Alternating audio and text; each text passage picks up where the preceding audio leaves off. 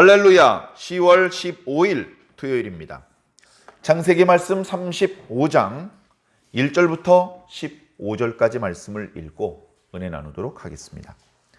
하나님이 야곱에게 이르시되 일어나 베델로 올라가서 거기 거주하며 네가 네 형 에서의 낯을 피하여 도망하던 때에 네게 나타났던 하나님께 거기서 제단을 쌓으라 하신지라.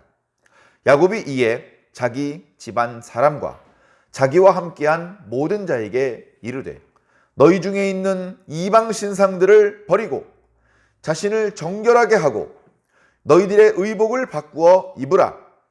우리가 일어나 베델로 올라가자.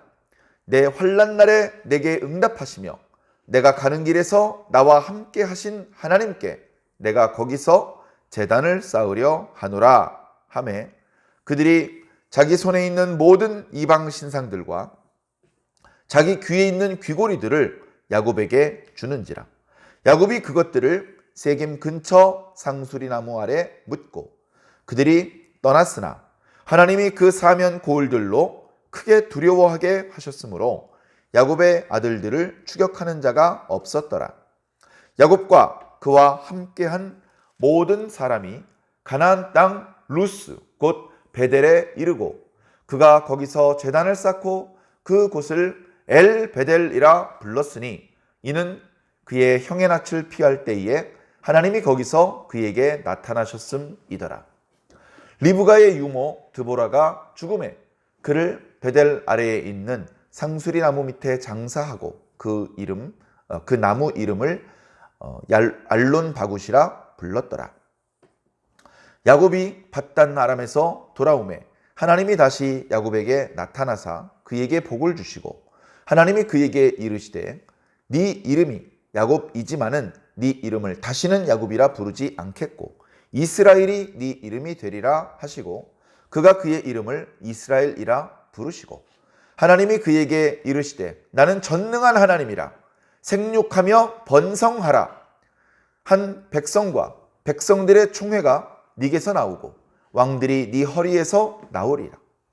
내가 아브라함과 이삭에게 준 땅을 네게 주고 내가 네 후손에게 또 그 땅을 주리라 하시고 하나님이 그와 말씀하시던 곳에서 그를 떠나 올라가시는지라. 야곱이 하나님이 자기와 말씀하시는 곳에 기둥 곧 돌기둥을 세우고 그 위에 전제물을 붓고 또 그 위에 기름을 붓고 하나님이 자기와 말씀하시던 곳의 이름을 베델이라 불렀더라. 아멘. 네, 감사합니다. 네. 창세기 35장입니다. 창세기 말씀은 1장부터 50장까지 있습니다. 과거에는 창세기 말씀을 읽으면서 별 느낌이 없었습니다. 아무 생각이 없었죠. 그러다가 말씀을 자주 대하면서 많은 목사님들이 창세기 안에 있는 그 말씀들을 본문으로 선택해서 설교를 하시기도 하고 또는 예수님의 말씀이나 또는 사도 바울의 말씀 또는 구약성경의 여러 선지자들의 글에 창세기 때 있었던 일들을 회고하면서 인용하면서 그렇게 말씀하시는 적이 많이 있기 때문에 야, 신앙을 제대로 하려면 창세기 좀 알아야 되겠구나. 내가 성경 전체를 일독했느니 10독을 했느니 그런 말은 못해도 최소한 창세기는 좀 알아야 되겠구나. 모든 이야기가 여기서 시작하는구나. 창세기에 대해서 오해를 하고 또는 모르고 있으면 그 뒤에 이어지는 성경 말씀도 이해를 못하고 그냥 엄벙덤벙 넘어갈 수 있겠구나. 그런 생각을 했습니다. 그래서 이제 창세기 말씀을 읽죠. 여러 번 읽었습니다. 그리고 이제 관련된 책도 보았죠. 그리고 그 이후에 목회자가 되기 위해서 전문적으로 신학 교육도 받았습니다. 자, 창세기 말씀은 50장까지 되어 있는데 크게는 1장부터 11장 그리고 12장과 그 뒷부분의 말씀으로 나누어집니다. 그 경계선에 누가 있느냐? 아브라함이 있습니다. 11장이 끝나는 부분에 아브라함이 소개가 되더니 12장 1절에 이제 하나님께서 모든 사람을 향하여가 아니라 아브라함 한 사람을 향하여 말씀하기 시작을 하시죠. 그러면서 복을 주시고 당신의 계획을 말씀하시고 당신의 어떤 새로운, 그동안은 얼른 손에 잡히지 않았던, 막연하기만 했던 하나님의 구원이 어떤 구체성을 띠고 이 땅에 전개되는지가 나타나기 시작을 하게 된 것입니다. 그래서 그 이전을 창세기 이야기로부터 11장까지 말씀을 전 역사, 과거에 있었던 역사다. 보통 그렇게 이야기를 하고 12장부터는 족장들의 시대라고 보통 표현을 합니다. 이스라엘이 나중에 하나의 국가가 되고 민족이 되는데 그것이 처음부터 민족이 아니었죠. 아브라함 한 사람으로부터 출발을 한 것입니다. 또 이삭으로 출발한 것이고 야곱으로 출발을 했죠. 아브라함도 아들 하나만 남겼고 이삭도 결국은 아들 한 명에게만 하나님의 축복을 계승해 주었기 때문에 어쨌든 아브라함과 이삭과 야곱의 시대에는 아직은 그 종족이 번성하지 못했습니다.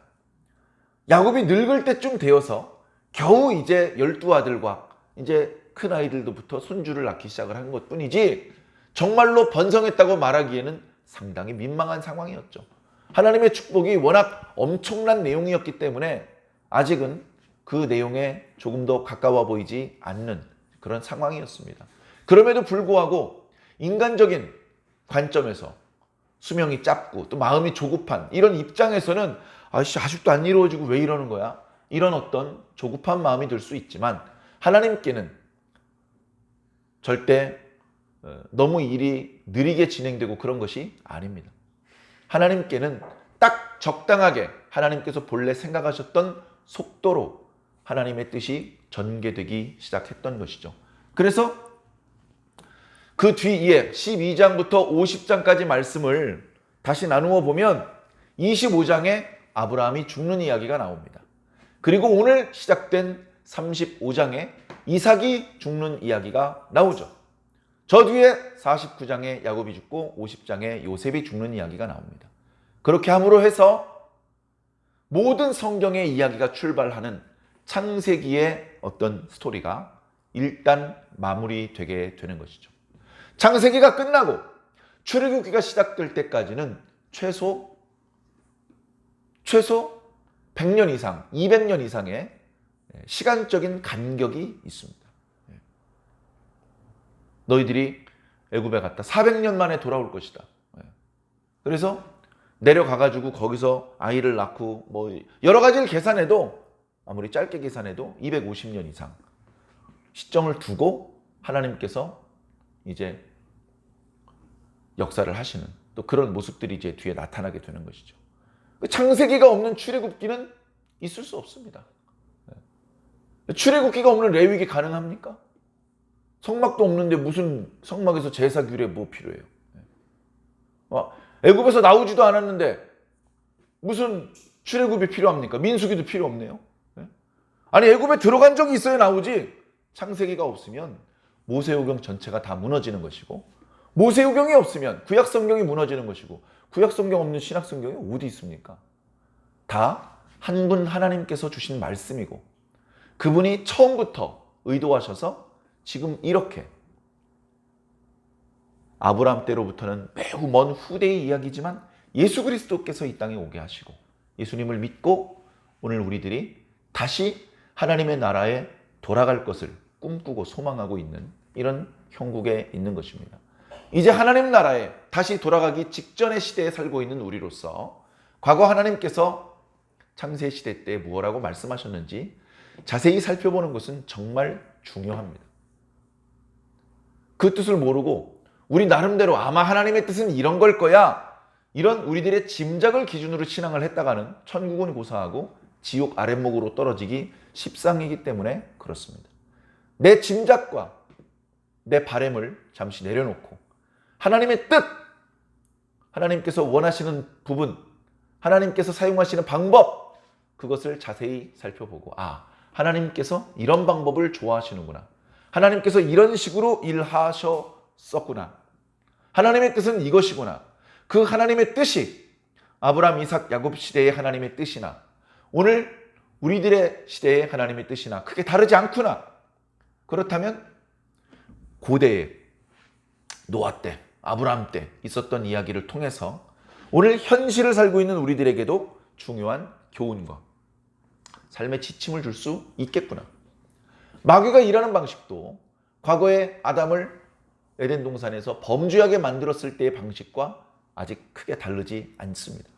그것을 간파해낼 수 있다면 지금 현재 마귀가 깔아놓은 함정들을 쉽게 발견할 수 있고 빠지지 않을 수 있는 그런 지혜가 생길 수 있는 것이죠.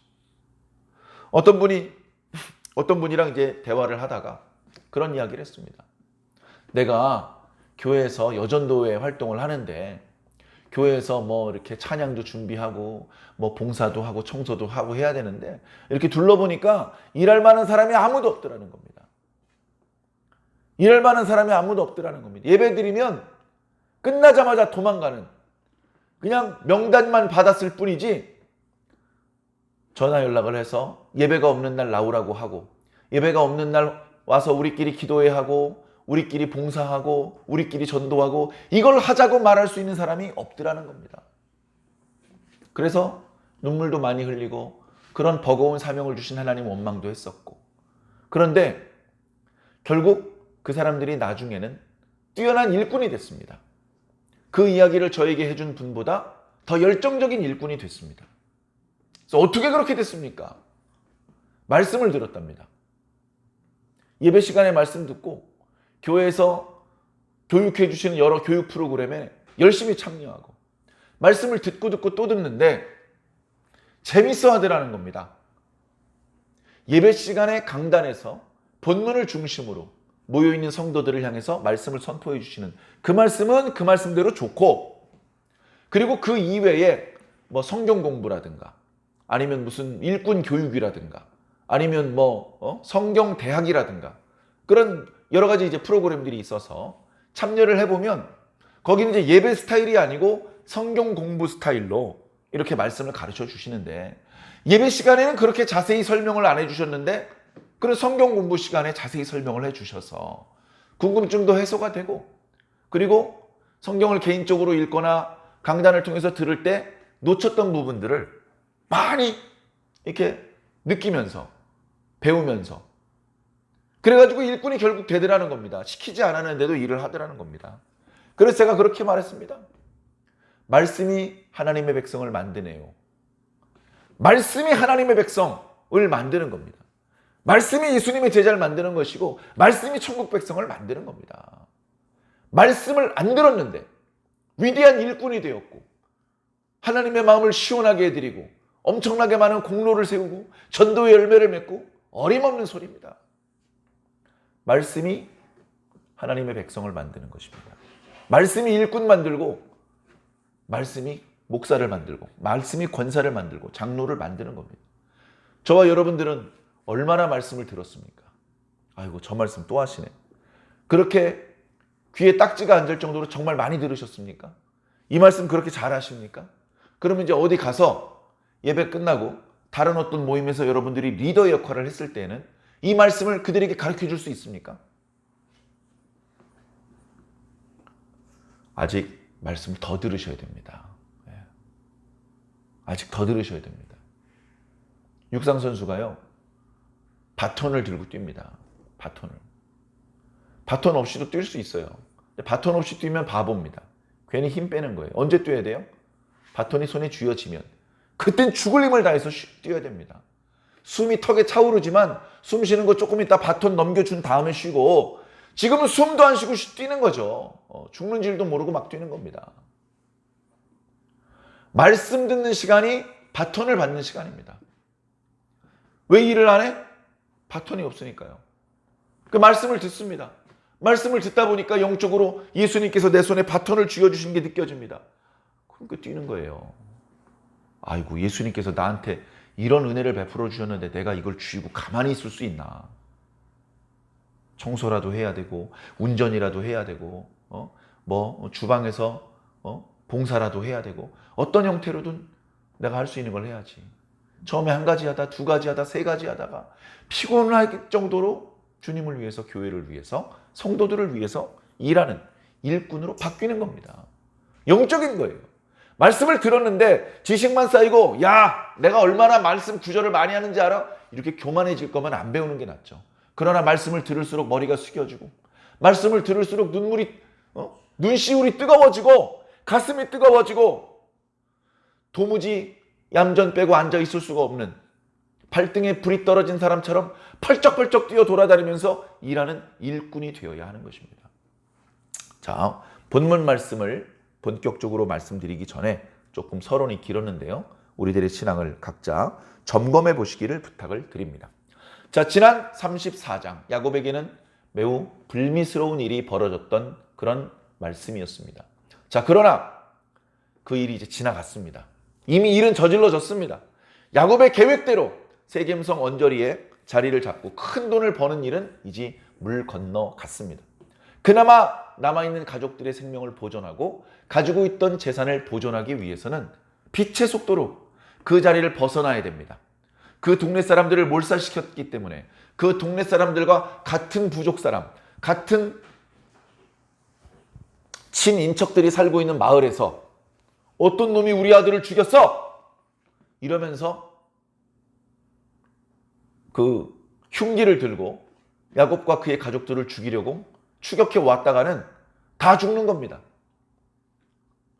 그래 야곱이 지난 34장 뒷부분 말씀에 지금 큰 위기가 닥쳤다. 잘못하면 자기 집이 멸절할 수도 있겠다라는 것을 야곱이 말하는 모습을 우리가 보았죠. 야곱이 어쩔 줄 몰라 하고 있었습니다. 침착하게 냉정을 유지하고 미련을 버려야 되겠어. 세겜성은 틀렸어. 우리 빨리 안전한 곳으로 가자. 돈을 좀 늦게 모으면 어때? 우선 살고 봐야지. 그런 어떤 냉정을 가지고서 침착하게 그런 생각을 하고 있지 않습니다. 큰 두려움에 휩싸여 있고 모두가 야곱의 얼굴을 쳐다보고 있는데 야곱이 결단은 내리지 않고 투정만 부리고 있습니다. 야 임마 니들 때문에 여태껏 공든탑이 무너졌잖아 어떻게 뭐 이러고 있습니다. 참 안타까운 상황이죠. 자, 다행히 정말 감사하게도 오늘 말씀 1절에 보니까 하나님이 움직이십니다. 이런 상황에 어떤 형태인지 어떤 방법인지는 중요하지 않습니다. 그런 걸 알려고 하지 마시기를 바랍니다. 하나님께서 야곱에게 말씀하시는 겁니다. 세 가지를 말씀하시는 거죠. 베델로 올라가라. 두 번째, 베델에서 살아라. 세 번째, 거기서 하나님께 제단을 쌓아라. 어떤 하나님이요? 야 임마 너 아버지 집을 떠나서 형한테 얻어맞을까 봐 형의 얼굴을 피해서 외삼촌으로 집으로 도망가들 때 거기 지나갔었잖아. 그때 밤의 꿈 중에 하나님께서 널 만나주셨잖아. 밤의 꿈 중에 널 만나주셨던 그 하나님께 제단을 쌓아라. 그 뭔 말씀이 돼요? 야곱이 그럴 수가 없죠. 어떻게 베델 이야기를 모를 수가 있습니까? 하나님 무슨 말씀인지 알겠습니다. 사실은 제가 진작에 글이 올라갔어야 되는데 정말 부끄럽고 죄송합니다. 말씀하신 대로 준행하겠습니다. 그렇게 마음속으로 결단을 하고 가족들을 소집을 합니다. 가족들이 안 그래도 야곱이 빨리 냉정을 찾고 이 많은 사람들 우왕좌왕하고 있는데 빨리 한 가지 한 덩어리가 되어서 어떻게 앞으로 이렇게 살아가야 될지 싸울지 도망갈지 뭐 이런 것들을 결정해야 되는데 야곱이 가족들을 다 부릅니다. 자기와 피가 섞인 가족들뿐 아니고 야곱과 함께 일하는 모든 사람들, 야곱의 양과 염소들을 치는 목자들, 그런 사람들까지 전부 다 부릅니다. 그들에게 역시 세 가지를 요구합니다. 세 가지를 요구하는 이유는 베델로 올라가기 위해서입니다. 내가 베델로 올라가려고 합니다. 전에 제가 말씀드렸던가요? 제가 라반의 집에 가려고 할 때 그때 정말 두렵고 가진 것도 없고 정말 힘들 때 그때 하나님께서 저를 만나 주셔서 저를 위로해 주셨고 제 기도에 응답을 주셨고 은혜를 베풀어 주셨는데 아무래도 그 하나님을 만났던 그 자리로 가서 거기서 다시 하나님께 단을 쌓고 제사를 드려야 될 것 같습니다. 그런데 거기서 하나님께 단을 쌓고 제사를 드리고 하나님을 만나려면 지금 우리들 이 모습으로는 안 될 것 같습니다. 제가 얘기를 안 했더니 지금 저의 모습과 제 아내들의 모습과 내 자식들의 모습과 우리 모두의 모습은 하나님을 만날 수 있는 상태가 아닙니다. 너무 더러워져 있는 상태입니다. 밥을 먹을 때에도 손을 씻고 먹지 않습니까? 하나님을 만나는데 이렇게 더럽고 부정한 채로 그냥 갈 수는 없습니다. 그래서 지금부터 제가 세 가지를 말씀드릴 테니 조금도 어김이 없이 따라주시기 바랍니다. 첫 번째, 여러분들 이방 신상 가지고 있는 거 다 알고 있습니다. 그걸 전부 버리십시오. 여기 이방 신상은 대표적으로 라헬이 자기 아버지의 드라빔을 훔쳐온 것부터 시작을 해서 세겜의 사람들을 죽이고 거기 있는 사람들의 집을 습격해서 그들이 가지고 있었던 재물들을, 소유물들을 노략질할 때 가지고 왔던 것까지 다 포함되는 것입니다. 우상 숭배에 사용되는 장신구들과 의복도 다 포함되는 것입니다. 너희들이 가지고 있는 이방 신상들을 다 내놔라. 버려야 된다. 그거 가지고는 하나님께 갈 수 없다. 하나님을 만나 뵈려면 그거는 버리고 가야 된다. 예? 여러분 교회 오실 때 뭐 버리고 오십니까? 다 가지고 오십니까? 하나님을 만나려면 뭔가 버려야 될 부분이 있다는 것도 이해해 주시기 바랍니다. 자, 두 번째, 스스로 정결해야 된다. 스스로 정결하라는 표현은 이런 겁니다. 물로 몸을 씻는다, 이런 표현입니다. 물로 몸을 씻는다라는 이 단어는 창세기에 여기 한 번 나옵니다만 저 뒤에 레위기 11장부터 16장에 걸친 정결 규례에서는 무수히 말이 나옵니다. 너 부정해진 거야. 그러니까 진영 밖으로 나가야 돼. 돌아오려면 저녁에 물로 몸을 씻어야 돼. 이때 사용했던 단어를 지금 사용하고 있는 것입니다. 구체적인 규례가 주어져 있는 상황은 아니지만 우리가 하나님 앞에 지금 정결하지 못한 상태인데 우리의 몸을 씻어야 돼요. 겉에 씻어봤자 속엔 더럽지 않습니까? 겉을 씻으면서 속도 씻는 거예요. 속을 무슨 수로 씻습니까? 겉을 씻으면서 씻는 겁니다. 낚시를 하면서 물고기를 잡는데 낚시를 하는 이유가 물고기를 잡는 그 한 가지 목적만 이유는 것은 아닙니다. 분노를 식히는 목적으로도 낚시를 할 수 있습니다. 심지어 우리가 아는 어떤 사람은 낚시를 하는데 낚시 바늘을 끝에 매달지 않고 낚시를 하는 사람도 있습니다. 아유, 이런 멍청이 노인네 같은 이라고. 아니, 고기를 잡으려고 낚시를 하면서 그 끝에 낚시 바늘도 안 매달아 놓으면 뭘 낚으려고 그럽니까? 세월을 낚고 있습니다. 선비들은 글씨를 쓰고 사군자를 쳤습니다. 글씨를 쓰고 사군자를 치려면 먼저 먹물이 필요하고 먹물을 위해서는 벼루에 물을 담아놓고 먹을 갈아야 됩니다. 그때 필요 이상으로 많이 갑니다. 필요 이상으로. 진한 먹물이 필요한 목적도 있습니다만 그보다는 자기의 마음을 갈아버리고 싶은 거예요. 먹을 갈면서 모든 고민을 잊어버리고 싶은 거예요. 우리들도 그러지 않습니까? 속상한 일이 있으면 산책도 가고 등산도 가고 각자 여러 가지 자기만의 방법으로 고민을 잊어버리는 그런 방법들을 찾고 있지 않습니까? 몸을 씻는 거예요. 하나님 죄송합니다. 몸을 씻는 겁니다. 몸을 씻으면서 하나님 물로 몸을 씻는데 제 마음속에 더러운 죄도 씻어지게 해주세요. 그런 마음으로 몸을 씻는 것이죠. 자, 그리고 세 번째, 복장을 바꿔라. 복장도 참 중요합니다. 복장도 중요해요. 예를 들어서 교회에 예배드리러 오는데 비키니 수영복을 입고 온다면 어떻습니까? 바닷가에 물놀이 할 때 넥타이 메고 가는 게 어울리지 않는 것처럼 교회에 하나님 만나러 왔고 예배드리러 왔는데 비키니 수영복을 입고 온다는 것은 자기 자신에게도 도움이 안 되고 다른 사람에게도 큰 방해가 되는 일입니다. 복장이 가지고 있는 형태, 기능, 상징하는 의미, 빛깔, 그 재질, 그 모든 것들 속에 종교성이 있어요. 그래서 복장만 봐도 너 종교인이구나. 고대 사람들은 그것을 알아보았습니다. 복장만 보면. 직업이 뭔 줄 알아요. 농부인지 어부인지. 복장이 같을 수가 없어요. 군인인지 아니면 학자인지 정치인인지 왕족인지 귀족 귀부인인지 하녀인지 복장을 보고 금세 구별할 수 있는 것이죠. 그런데 세켐성에 살면서 세켐 사람들, 다시 말해서 가나안 사람들, 이방인들, 그들과 많이 동화가 됐습니다. 자기들이 가지고 있던 의복 몇 벌 되지도 않고 그거 거지처럼 이 광야 저 광야를 헤매면서 누더기처럼 입고 있던 것입니다. 그런 것에 비하면 세켐성에 있는 사람들은 알락달락한 그런 옷들을 많이 입고 있습니다. 오죽하면 디나가 마을로 들어가서 구경하고 싶을 정도로. 그리고 걸어 다닐 때마다 그냥 귀고리가 아니라 딸랑거리는 소리가 막 납니다. 야, 나도 저거 한번 해보고 싶어. 해가지고 어느 틈에 야곱집 식구들 중에서도 여호와 하나님을 믿는 사람들인데도 불구하고 세속 문화와 우상 숭배 문화가 잔뜩 들어있는 그런 물건들이 들어와 있었던 것이죠. 웬일인지 그동안은 야곱이 그것을 알고 있음에도 불구하고 방치시켰습니다. 내버려 뒀습니다. 내버려 두면 안 됩니다. 아닌 건 아니라고 말해야 됩니다. 자, 하나님께서 말씀하신 것도 있고 내가 이제 베델로 올라가서 하나님을 만나야 되는데 도저히 이대로는 만날 수 없다. 그러니 지금 내가 얘기한 대로 세 가지를 해라. 그렇게 얘기를 했죠. 가족들이 두말 없이 지금 상황이 위태로운 걸 모두 느끼고 있었기 때문에 두말 없이 야곱의 지시대로 했습니다.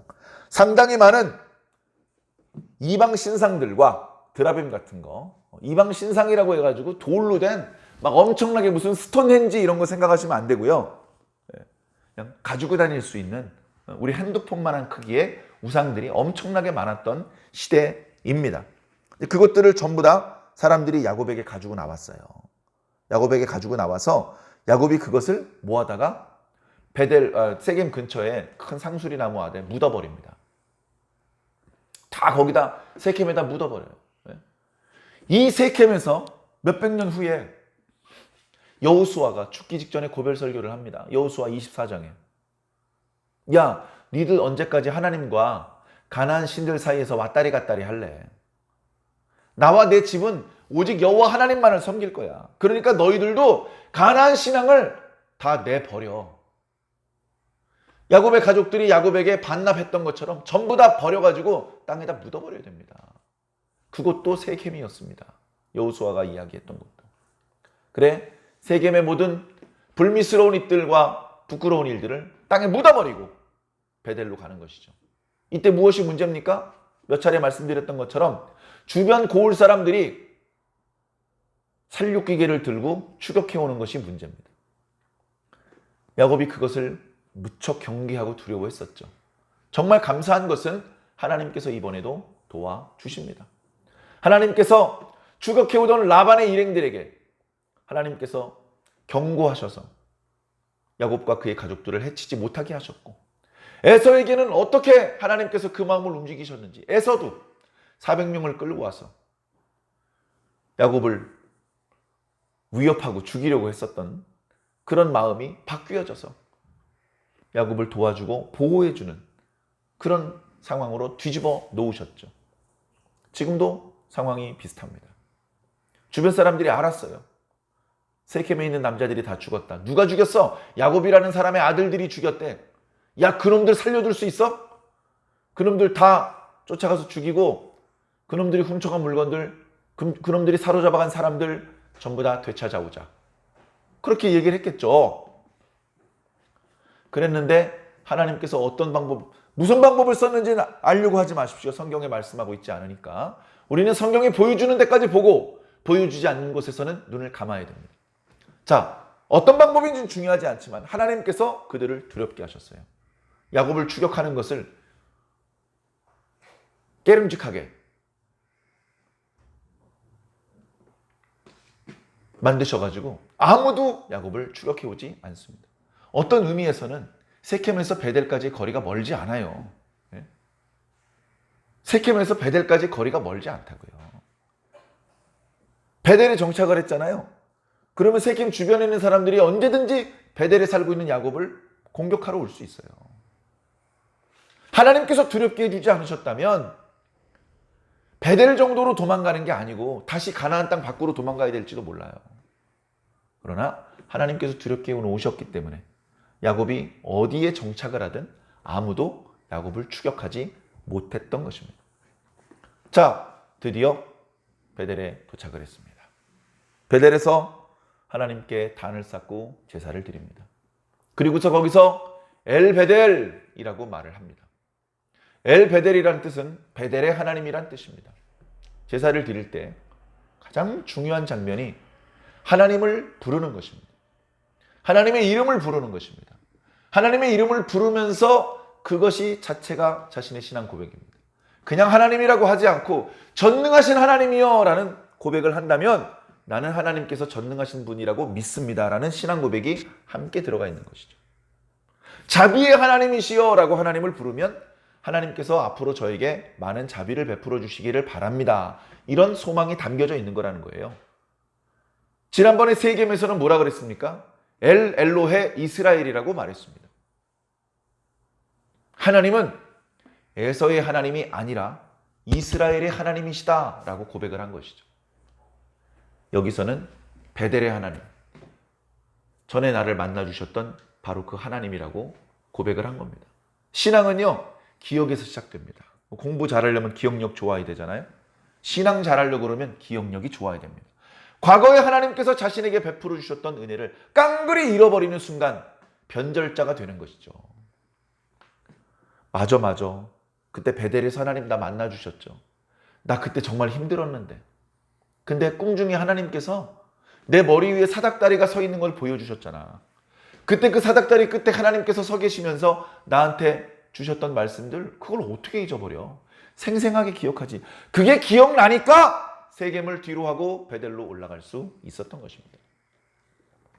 베델로 올라갔습니다. 거기서 하나님께서 다시 야곱을 만나 주셨다라고 기록하고 있습니다. 9절에 보니까 저는 이 말씀이 참 의미심장한 말씀이다라고 생각을 합니다. 야곱이 밧단 아람에서 돌아오매. 뭔 소리죠? 마하나임 지나서 에서 만난 다음에 숫곳에서 꽤 오래 있었고 세겜 땅에서 몇 년을 살았는데 지금 가나안 땅 들어온 지가 몇 년인데, 그죠? 지금 그 외삼촌하고 헤어질 때 돌무대기 쌓았잖아요. 이 돌무대기를 넘어서 너를 해하러 가지 않겠다. 그래서 그 돌무대기까지가 라반의 영역과 야곱의 영역이 분리가 되는 경계선이란 말이에요. 다시 말해서 그 돌무더기를 지나서 벌써 가나안 땅으로 들어온 거예요. 그런데 하나님은 말씀하십니다. 베델에 도착하니까 비로소 네가 가나안 땅에 돌아왔구나. 세겜에 살 동안에는, 숫곳에 살 동안에는 아직 가나안 땅에 돌아온 것이 아닙니다. 하나님께 돌아온 게 아니라는 말씀입니다. 그래서 네가 다시 가나안에 돌아왔으니 내가 너에게 복을 주겠노라. 무슨 말입니까? 숫곳에서 세겜에서는 복을 받는 게 아니라는 겁니다. 하나님을 먼저 만나야 됩니다. 그리고 세상이 주는 거, 마귀가 주는 거 말고 하나님께서 주시는 복을 받아야 되는 것이죠. 하나님께서 또 복을 주십니다. 생육하고 번성할 것이다 라고 약속했었는데 그걸 반드시 이룰 것이다. 네 자손이 많아질 것이고 이 땅을 너와 네 자손에게 다 줄 것이다. 아브라함과 이삭에게 맹세한 그대로 너에게 다 행할 것이다. 너무나 감사한 말이죠. 하나님께 이런 약속과 축복을 받았습니다. 전해주셨던 축복에서 별로 추가된 것은 없습니다. 그러나 전해주셨던 축복 자체가 너무나 큰 것입니다. 그 축복의 내용이 변경되지 않고 계속 지금도 진행 중이라는 말씀 자체가 얼마나 큰 위로와 축복이 되는 말씀인지 모릅니다. 그 말씀을 듣고 하나님께서 야곱과 말씀하셨던 자리에서 떠나서 하늘로 올라가셨다. 꿈 중에 만난 것인지 사람의 모습으로 오신 것인지 구름을 타고 하늘로 올라가신 것인지 그런 건 성경에 안 나와 있습니다. 어리석게 상상하지 않으시기를 부탁을 드립니다. 중요한 건 야곱이 하나님을 만난 겁니다. 하나님께서 자신을 만나주신 그 장소에 다시 돌기둥을 세웁니다. 전에 외삼촌의 집으로 도망갈 때도 자기가 꿈 중에 하나님을 만나고 자기가 머리에 베개로 삼으려고 했던 돌기둥을 세웠습니다. 거기에 기름을 부었습니다. 그러면서 내가 돌아오면 이 돌기둥 있는 자리를 하나님 성전으로 만들겠습니다. 그렇게 이야기를 했었죠. 자, 지금 또 그렇게 하고 있는 것입니다. 하나님을 만난 이 장소, 여기 너무나 소중한 장소, 귀중한 장소, 절대 잊어버리면 안 돼. 하면서 거기에 또다시 돌기둥을 하나 세우고 전제물을 부었다는 것은 포도주 같은 걸 그 위에 부은 겁니다. 그리고 또 기름을 부었습니다. 포도주 사람 먹기도 모자랍니다. 아주 값진 겁니다. 물 한 컵을 만들기 위해서 들어간 비용하고 포도주 한 컵을 만들기 위해서 들어간 비용이 똑같을 수가 없죠. 그걸 아낌없이 들이부은 겁니다. 기름을 또 그 위에 붓고. 그러면서 하나님이 자기와 말씀하시던 곳을 이제 공식적으로 베델이라고 이름을 붙인 것입니다. 그때까지는 공식적인 이름은 루스였습니다. 그 전에도 베델이라는 표현을 가끔 쓰셨지만 그것은 베델이라고 그 지역의 이름이 고정된 후대에 모세 시대 때 기록된 말씀이기 때문에 그렇게 표현하신 것이고 실제로는 그 자리는 베델이 아니었습니다. 야곱이 베델이라고 이름을 붙인 것이죠. 그 지역을 베델이라고 부르는 사람은 야곱과 그 가족밖에 없었습니다. 그러나 시간이 많이 지나서 그 자리를 루스라고 기억하는 사람은 이제 없어졌습니다. 모두 다 베델리라고 알게 되었습니다. 베델이라는 이름의 뜻이 하나님의 집이라는 뜻입니다. 후대에 그곳에서 하나님을 기쁘시게 하는 일이 벌어지기보다 하나님께서 기뻐하지 아니하시는 우상 숭배가 많이 자행되어서 무척 애석하기는 합니다만 이때까지만 해도 이 베델은 하나님을 만났던 감격이 살아있는 공간이었습니다. 오늘 우리 교회가 하나님의 말씀을 듣고 하나님을 만나 은혜를 받는 우리의 죄가 용서되고 구원에 대한 축복의 말씀을 듣는 그런 감격의 공간이 되기를 바랍니다. 잊어버릴 수 없는 공간이 되기를 바랍니다. 물론 교회는 이사갈 수도 있습니다. 그리고 내가 개인적으로 이사가서 섬기던 교회를 옮겨갈 수도 있습니다. 그러나 내가 거기서 하나님을 만났었고 내가 거기서 하나님께 기도를 올렸었고 내가 거기서 주의 음성을 들었었다고 하는 그 영적인 체험만큼은 사라지지 않으시기를 바랍니다. 나는 기억도 안 나지만 내가 태어난 날짜를 생일이라고 해서 해마다 기념하고 있지 않습니까? 영적으로 내가 하나님을 처음 만난 날을 잊지 않으시기 바랍니다. 처음 하나님을 만난 날이 아니더라도 내가 크게 은혜 받은 날을 그 순간을 평생 잊지 않으신다면 우리는 우리의 신앙에서 탈선하지 않고 계속해서 하나님을 기쁘시게 하는 참된 신앙으로 살아가실 줄로 믿습니다. 오늘도 힘차게 하나님과 함께 동행하는 삶을 살아주시기를 주님 이름으로 간절히 축원합니다.